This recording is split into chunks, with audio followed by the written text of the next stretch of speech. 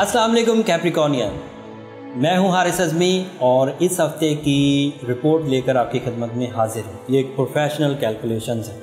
ये हफ्ता 8 अगस्त से शुरू होगा, 11 अगस्त तक चलेगा। इस हफ्ते मैंने आपके लिए और आपसे अगले सितारे एक्यूरियस के लिए खुसूसी कैलकुलेशंस की हैं। बल्कि इन कैलकुलेशंस में मेरे जो इंटरनेशनल कलीग्स हैं, जो दीगर एस्ट्रोलॉजिकल मेथड्स को यूज़ करते हैं, जैसे हमारे हमसाया मुल्क में मेरे कलीग्स हैं तो वो इंडियन एस्ट्रोलॉजी ज़्यादा इस्तेमाल करते हैं, तो मैंने उनसे भी कैप्रिकॉर्नियंस के बारे में राय ली।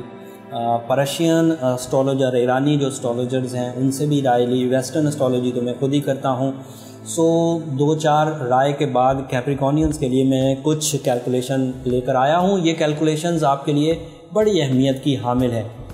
अब क्योंकि ये शिद्दत बढ़ रही थी सैटर्न की और इसका इम्पैक्ट मुझे बयान करते हुए हर दफ़ा अंदर से एक हेजिटेशन होती थी, तो मैंने दीगर लोगों की ओपिनियन को भी इसमें मर्ज किया है ताकि आप जो चीज़ें एस्ट्रोलॉजिकली कर सकते हैं, जो नॉलेज हासिल करके अपने आप को ठीक रख सकते हैं और इस खराबी से फ़ाइट कर सकते हैं, उसका प्रॉपर फ्यूल, उसकी प्रॉपर नॉलेज आपको दी जाए।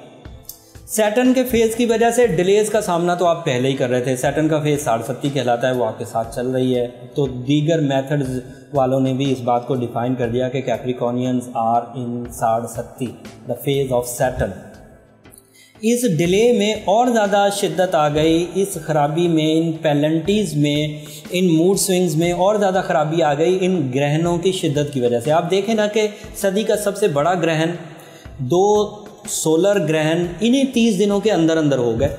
और आप इसको इग्नोर तो नहीं कर सकते कि 30 दिनों के अंदर 3 ग्रहण हों और बड़े बड़े हों, छोटे छोटे नहीं कि 2 मिनट में होके ख़त्म हो गए।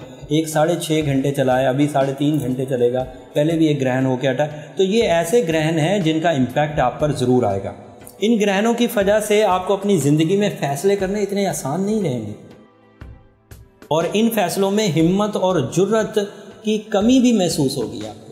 तो इन चीज़ों को ओवरकम करने के लिए अब आप अपने अंदर चेंजेस लाएं। मैं बीइंग अ प्रोफेशनल एस्ट्रोलॉजर मशवरा ज़रूर दूंगा, रेमेडी भी आखिर कर ज़रूर दूंगा, लेकिन अपनी हिम्मत और करेज को कंटेन करने के लिए, सस्टेन करने के लिए जो विल है उसको तो यूज़ करें। आपके पास जो अपने प्लान्स होते हैं कि जब आप हिम्मत हारते हैं तो फिर आप क्या करते हैं, जो हिम्मत पैदा होती है वो तो करें।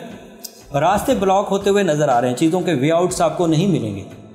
उसके अलावा गैर कानूनी काम, गलत आदतें और दुश्मन बढ़ने का अंदेशा भी हो जाएगा। गैर कानूनी काम मतलब जब कोई रिलीफ नहीं मिलता तो बंदे शॉर्टकट्स ढूंढते हैं और शॉर्टकट्स अमूमी तौर पर कानून से ज़रा हटके ही हुआ करते हैं। फिर बुरी आदतों में लोग अपने आप का सुख ढूंढते हैं, वो भी इस वक्त आपकी जहन पर हावी हो सकते हैं, तो उनसे भी ज़रा बचें। और दुश्मनों में भी इजाफा इसी दौर में एक्सपेक्टेड होता है क्योंकि आपके पास रिसोर्सेज इतने स्ट्रॉन्ग नहीं होते, तो जो दोस्त है वो तो या तो पीछे हट जाते हैं और जो दुश्मन होते हैं वो आगे आ जाते हैं और आपको तंग करने की कोशिश करते हैं। और फिर आखिरी जो कील है वो अखराजात की सूरत में आपके पास आ जाएगी। आखिरी चुभन आपको अखराजात की सूरत में कि अखराजात बढ़ जाएंगे। बहरहाल ये जो मैंने अभी तक बातें बयान की हैं ये उस सैटर्न और एक्लिप्स की नेगेटिविटी की वजह से है।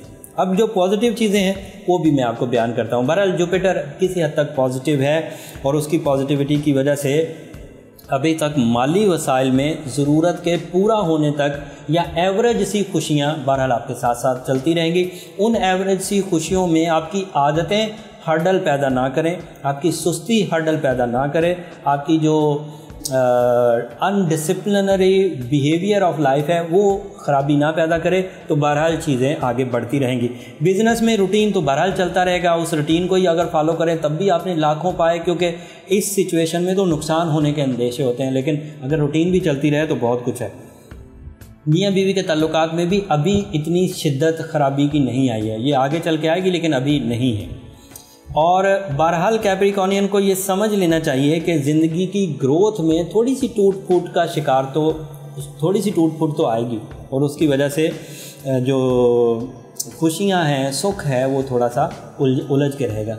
रूबी आपका बर्थ स्टोन है। वैसे गार्नेट होता है बर्थ स्टोन, लेकिन वो इतना इफेक्टिव स्टोन नहीं है, उसकी केमिस्ट्री, उसका केमिकल फार्मूला बहुत ज़्यादा स्ट्रॉन्ग नहीं है, तो उसकी रिप्लेसमेंट में जो प्रोफेशनल एस्ट्रोलॉजर्स होते हैं वो रूबी रिकमेंड करते हैं। अगर रूबी के 8 कैरेट 20 साल एज से लेकर 40 साल एज के लोग, क्योंकि 7.5 में ज़्यादा फंसेंगे, तो 20 साल से 40 साल एज के लोग 8 carat ruby right hand ring finger में पहन सकते हैं। फीमेल उसे पेंडेंट शेप में पहन सकती हैं। 7.5 को ओवरकम करने के लिए मैं पिछले 7 साल से ये रेमेडी मुख्तलिफ फोरम्स पर देता हुआ आ रहा हूँ।